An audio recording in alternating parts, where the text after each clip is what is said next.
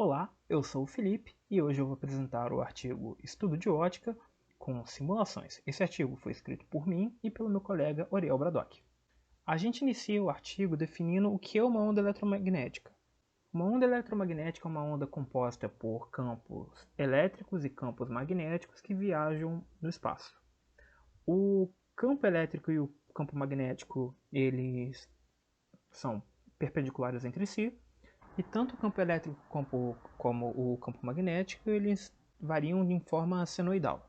Nós podemos considerar a luz, que é uma onda eletromagnética, como um raio retilíneo em um meio homogêneo. Essa consideração ela vai ser muito útil para a gente criar diagramas para poder estudar a ótica de um determinado fenômeno.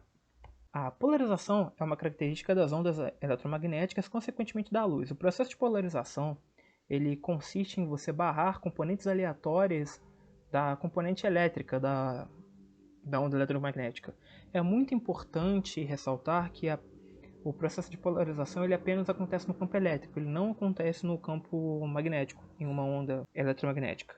A gente define como filtro polarizador ideal o filtro que barra todas as direções menos a direção desejável da luz. Aqui a gente chega em cores.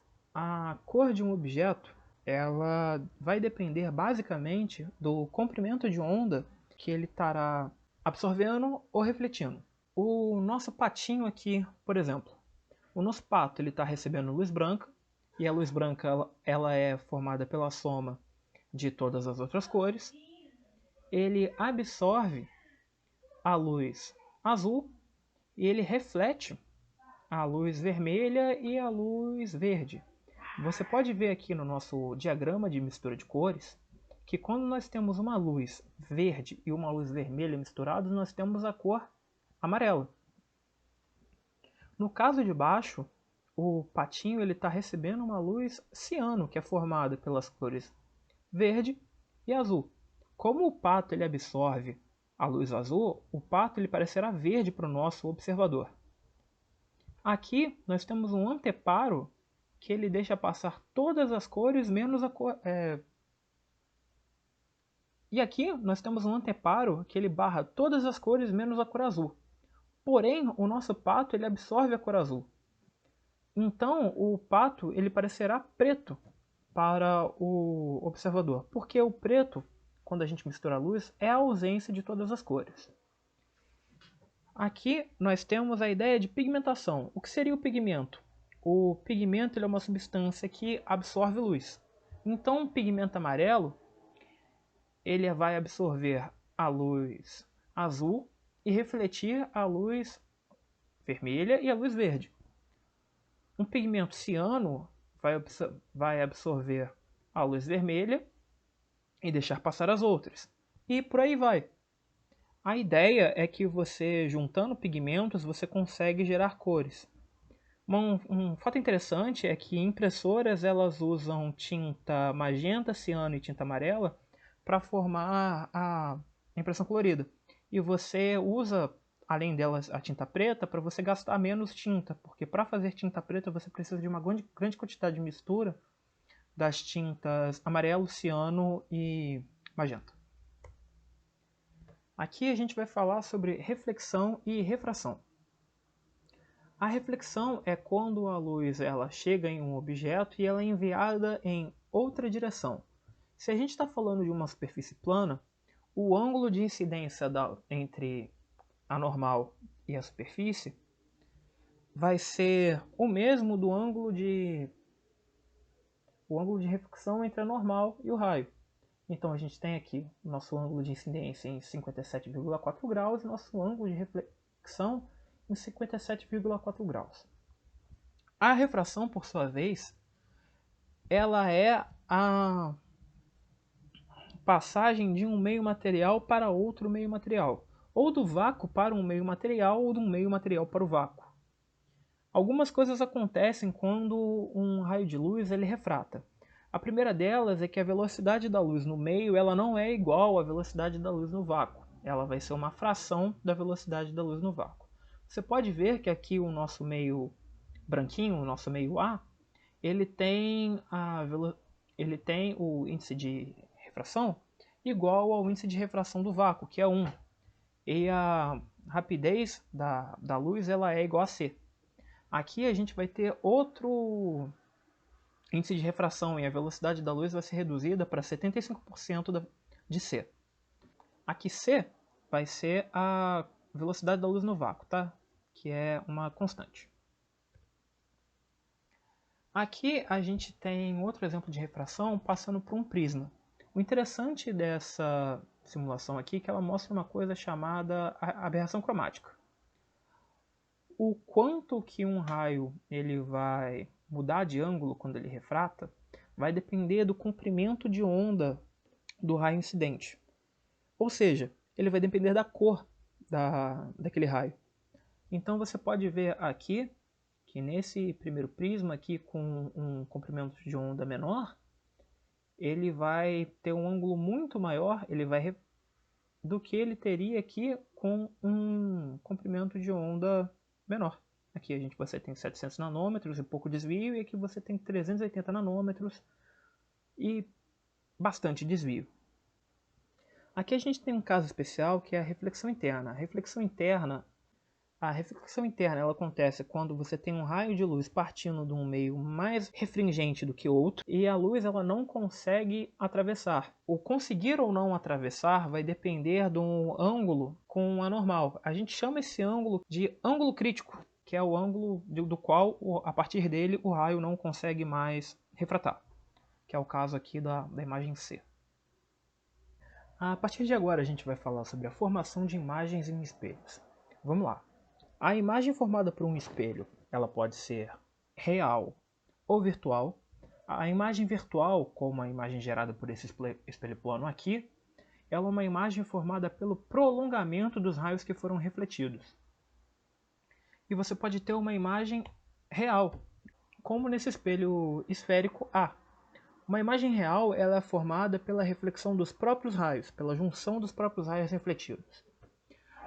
A imagem ela pode ser direita, ou seja, ela tem a mesma orientação do objeto, ou ela pode ser invertida, como aqui no objeto A novamente.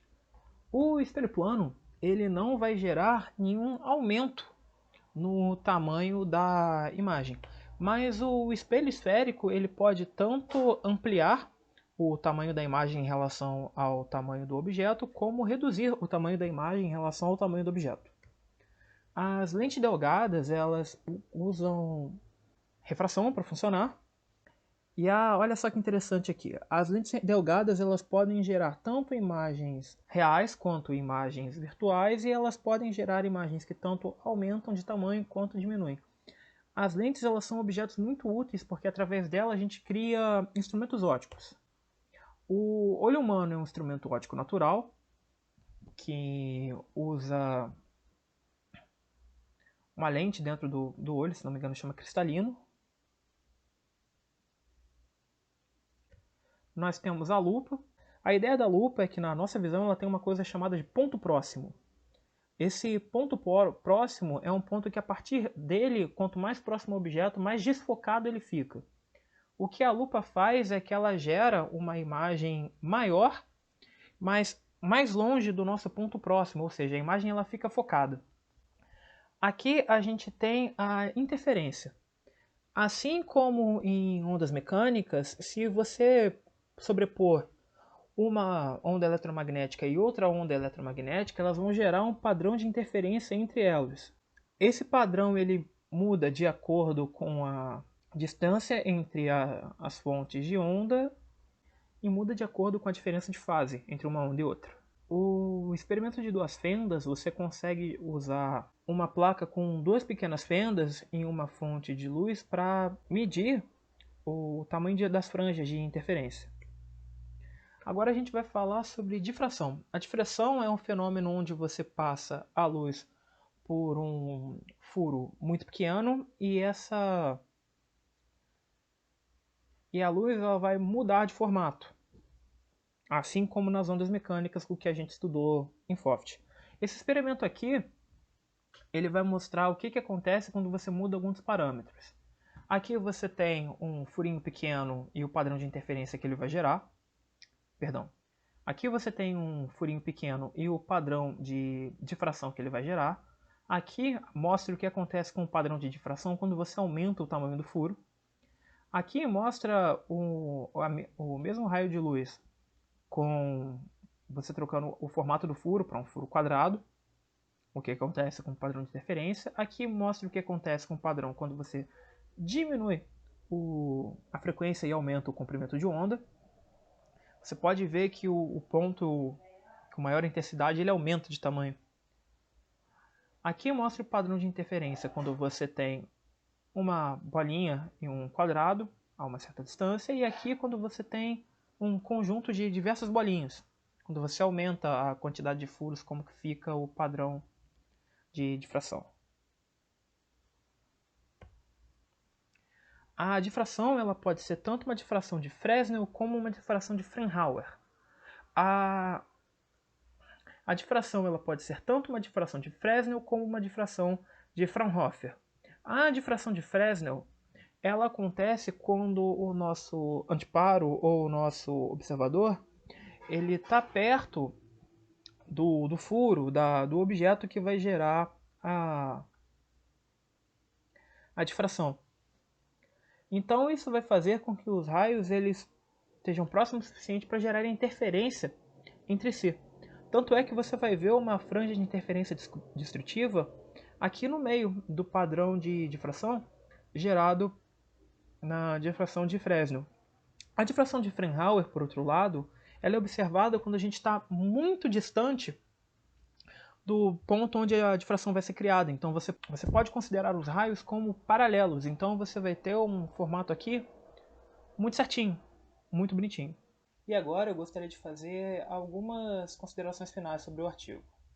A gente teve um enfoque muito maior em mostrar situações especiais através das simulações e falar o que estava acontecendo em cada simulação. A gente estava muito mais preocupado com isso do que estava preocupado com explicar o fenômeno em si, em fazer o regramento matemático e por aí vai. A apresentação ficou bem curta porque eu estava muito preocupado com o tempo de apresentação, então eu achei melhor fazer da forma mais resumida possível. Eu não sei se isso necessariamente foi um acerto ou se foi um erro, mas tudo bem, isso cabe a você que está vendo esse vídeo avaliar. Quanto à feitura do artigo, foi bastante interessante porque, tanto para mim quanto para o meu colega Uriel, as simulações clarearam alguns conceitos que não estavam muito claros. Para mim, particularmente, a difração de uma onda eletromagnética fez muito mais sentido depois da feitura do artigo. Eu gostaria de terminar por aqui. Um abraço para todos e até a próxima.